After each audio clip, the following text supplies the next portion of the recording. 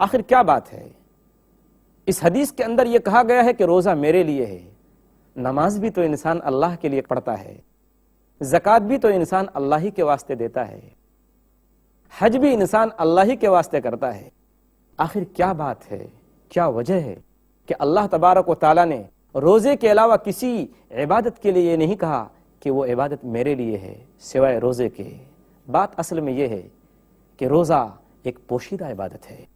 اسی لیے علماء کرام نے اس حدیث کا جواب دیا ہے کہ اس حدیث کے اندر اللہ کے رسول صلی اللہ علیہ وسلم نے جو یہ فرمایا کہ روزہ میرے لیے ہے، تو سب سے پہلی چیز یہ ہے کہ دوسری عبادتوں کے اندر ریاکاری اور دکھاوا شامل ہو سکتا ہے، روزے کے اندر نہیں، جس کی بنیاد پر اللہ تبارک و تعالیٰ نے یہ فرمایا کہ روزہ میرے لیے ہے۔ روزے کے علاوہ جتنی دوسری عبادتیں ہیں، ان تمام عبادتوں کا جو اجر اور ثواب ہے، اللہ تبارک و تعالیٰ نے اس کی مقدار لوگوں کو بتا دی ہے۔ وہ مقدار کیا ہے کہ ایک نیکی سے لے کر 700 گنا تک، یا اللہ جتنا اس میں اضافہ کرنا چاہے، لیکن اللہ تبارک و تعالیٰ نے روزے کے بارے میں کسی کو نہیں بتایا کہ اس کا ثواب کتنا ملے گا۔ یہ وہی بات ہوئی جو اللہ تبارک و تعالیٰ نے صبر کرنے والوں کے بارے میں فرمائی ہے کہ انما یوفی الصابرون اجرہم بغیر حساب، سورہ زمر، سورہ نمبر 39 آیت نمبر 10۔ بے شک جو صبر کرنے والے ہیں، اپنے آپ پر کنٹرول پانے والے ہیں، اپنی خواہشات پر لگام لگانے والے ہیں، ان کو اللہ تبارک و تعالیٰ بغیر حساب و کتاب کے ثواب دے گا۔ اس کا تیسرا مطلب یہ ہے کہ اللہ تبارک و تعالیٰ کے نزدیک تمام عبادتوں میں سب سے زیادہ پسندیدہ عمل، سب سے پسندیدہ عبادت روزہ ہے۔ اور یہی مطلب ہے اس حدیث کا جو حضرت ابو امامہ رضی اللہ تعالیٰ عنہ سے روایت کی گئی ہے۔ وہ کہتے ہیں کہ اتیت رسول اللہ صلی اللہ علیہ وسلم فقلت یا رسول اللہ مرنی بامر آخذہ عنک، اے اللہ کے رسول صلی اللہ علیہ وسلم، آپ مجھے کوئی ایسی بات بتائیے جس بات کو میں مضبوطی سے پکڑے رہوں، اس بات کو اپناؤں۔ آپ صلی اللہ علیہ وسلم نے فرمایا علیک بالصوم فانہ لا مثل لہ، اے ابو امامہ تم پابندی سے روزہ رکھو، روزے کو مضبوطی سے پکڑ لو، اس لیے کہ روزہ جیسی کوئی عبادت نہیں۔ سنن نسائی حدیث نمبر 2222۔ ناظرین کرام، روزہ کیا ہے؟ روزہ ایک ایسی عبادت ہے جو انسان کو بہت ساری برائیوں سے روکتی ہے۔ روزہ انسان کے لیے کفارہ ہے۔ صحیح حدیث موجود ہے، حذیفہ رضی اللہ تعالیٰ عنہ اس حدیث کے راوی ہیں، ان حذیفہ رضی اللہ عنہ عن النبی صلی اللہ علیہ وسلم یقول فتنة الرجل فی اہلہ ومالہ وجارہ تکفرها الصلاة والصیام والصدقہ۔ اس حدیث کا مطلب یہ ہے، نبی اکرم صلی اللہ علیہ وسلم نے فرمایا کہ دیکھو انسان کی آزمائش 3 چیزوں میں ہوتی ہے، اس کے مال میں، اس کے پڑوسی میں، اور اس کے گھر والوں میں۔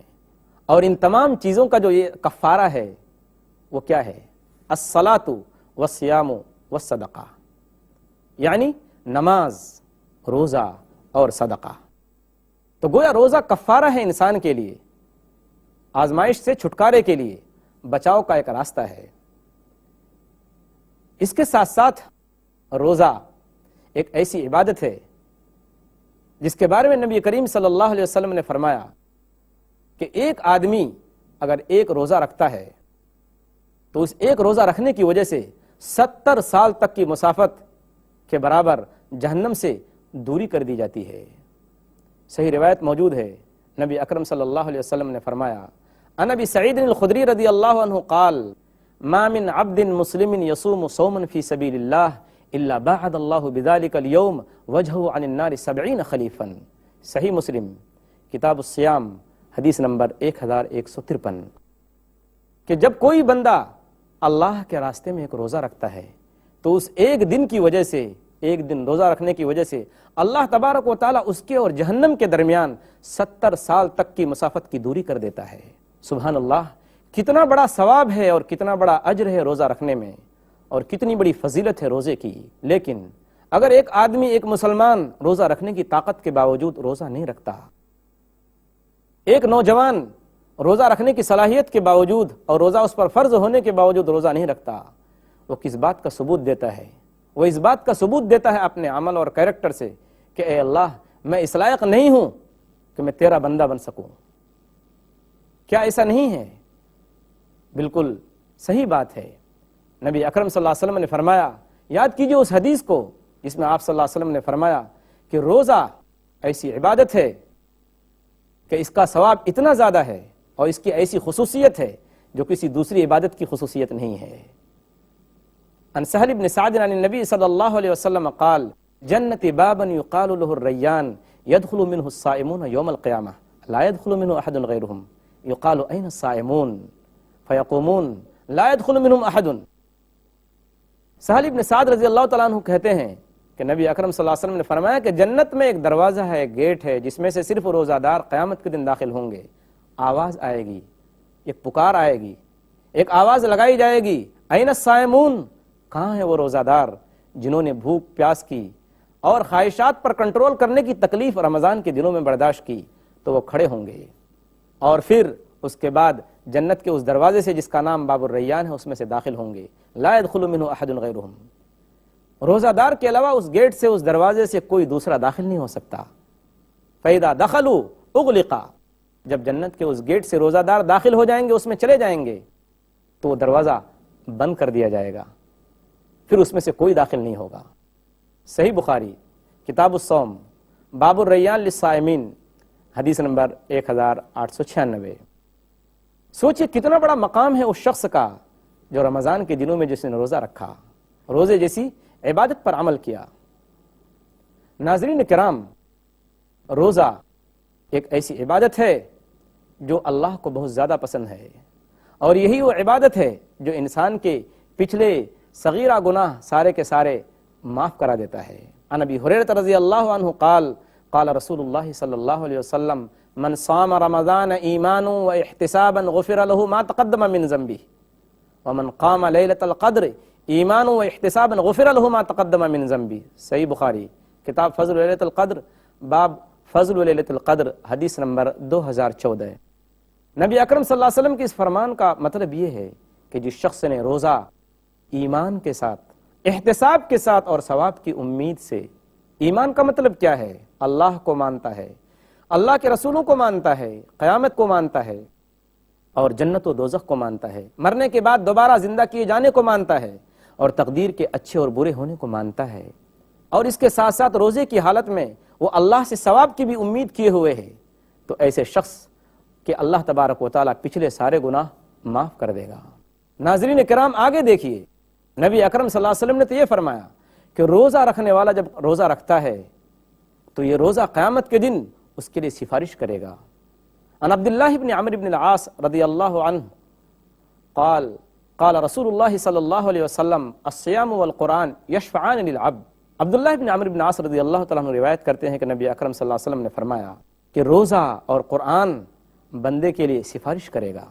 یقول الصیام ربی منعت الطعام والشہوات بالنہار فشفعنی فیہ, ویقول القرآن منعتہ النوم باللیل فیشفعان. مستدرک الحاکم کتاب فضائل القرآن حدیث نمبر 2036. اس حدیث کا ترجمہ یہ ہے کہ قیامت کے دن روزہ, قرآن اور روزہ انسان کے لیے سفارش کریں گے. روزہ کہے گا اے میرے رب, اس شخص نے صرف تیری خاطر, تیری وجہ سے بھوک اور پیاس کی تکلیف برداشت کی, کھانا پینا چھوڑا, اور میں نے اس کو روکے رکھا کھانے پینے سے, جس کی وجہ سے یہ کھانے پینے اور بیوی سے مباشرت سے رکا رہا جبکہ یہ چیزیں جائز تھیں. اور قرآن کہے گا اے میرے رب, نیند کا غلبہ تھا, گرچہ اس کو نیند آ رہی تھی لیکن میں نے اس کو سونے سے روک دیا اور یہ سونے سے باز آ گیا اور یہ تیری عبادت کے لیے کھڑا ہو گیا اور قرآن کی تلاوت کرتا رہا. اے اللہ, میں اس کی طرف سے سفارشی ہوں, میں سفارش کر رہا ہوں. چنانچہ حدیث کے الفاظ ہیں فیشفعان, روزے کی اور قرآن کی سفارش روزہ رکھنے والے اور قرآن پاک کی تلاوت کرنے والے کے لیے قبول کی جائے گی اور وہ شخص جنت میں داخل ہو جائے گا. یہ کتنا بڑا انعام ہے اس شخص کے لیے جو روزہ دار ہے. لیکن جب ہم اپنی سوسائٹی کا جائزہ لیتے ہیں, اپنے سماج کا جائزہ لیتے ہیں, تو ہمیں معلوم ہوتا ہے کہ ہماری سوسائٹی میں کتنے لوگ ایسے ہیں جو روزے سے نہیں رہتے. کس قدر تم پہ گراں صبح کی بیداری ہے, ہم سے کب پیار ہے, ہاں نیند تمہیں پیاری ہے, طبع آزاد پہ قید رمضاں بھاری ہے, تم ہی کہہ دو یہ آئین وفاداری ہے. قوم مذہب سے ہے, مذہب جو نہیں تم بھی نہیں, جذب باہم جو نہیں، محفل انجم بھی نہیں۔ علامہ اقبال نے ہمارے نوجوانوں کو ابھارا، ان کو دعوت دی اسلام پر عمل کرنے کی، اسلامی عبادات اختیار کرنے کی، تو کہا کہ رگوں میں وہ لہو باقی نہیں ہے، وہ دل، وہ آرزو باقی نہیں ہے، نماز و روزہ و قربانی و حج یہ سب باقی ہیں، تو باقی نہیں ہے۔ کیا ہمارا یہ فرض نہیں بنتا کہ ہم ان احادیث کو سن کر، قرآن پاک کی ان آیتوں کو سن کر، اللہ کے رسول صلی اللہ علیہ وسلم کے ان فرامین کو سن کر ہم روزہ رکھنے کے لیے کمر بستہ ہو جائیں؟ بے شک ناظرین، آپ کے دل میں یہ بات آتی ہے تو آج ہی سے آپ کمر بستہ ہو جائیے اور روزے جیسی عبادت رکھنے کے لیے اور اس پر عمل کرنے کے لیے خود بھی عمل کیجئے، دوسروں کو بھی دعوت دیجئے۔ اللہ تبارک و تعالی ہمیں صحیح طرح سے روزہ رکھنے کی توفیق عطا فرمائے، آمین۔ وآخر دعوانا ان الحمد للہ رب العالمین، والسلام علیکم ورحمۃ اللہ وبرکاتہ۔